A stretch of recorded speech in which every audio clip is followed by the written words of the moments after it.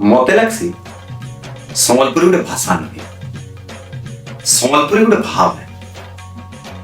मानुछे आमर लेखाबार लगी लिपि ना, हेले सबु जिनिस सबु कथा के कहबार लगी अच्छे आमर पासे भिन्न भिन्न शब्द।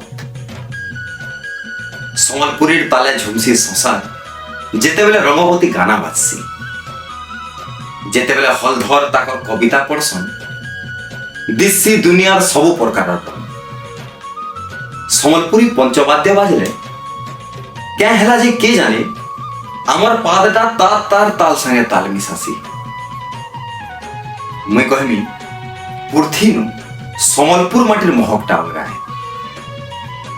ई माटी जन्म हेतिली बीरपुर, ई मायड आबरी करे रखीचे हीराकुद नयत के।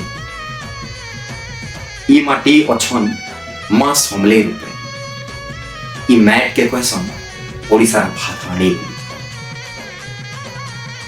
इनो में मनासु 12 मासे 13 पर्व, नुआखाई छाड़खाई नु नहीं खुशपुनी। जिन दिन आम कथा सुनला कथा कहला से दिन से जानी छो जे आमर भाषा संबलपुरी है।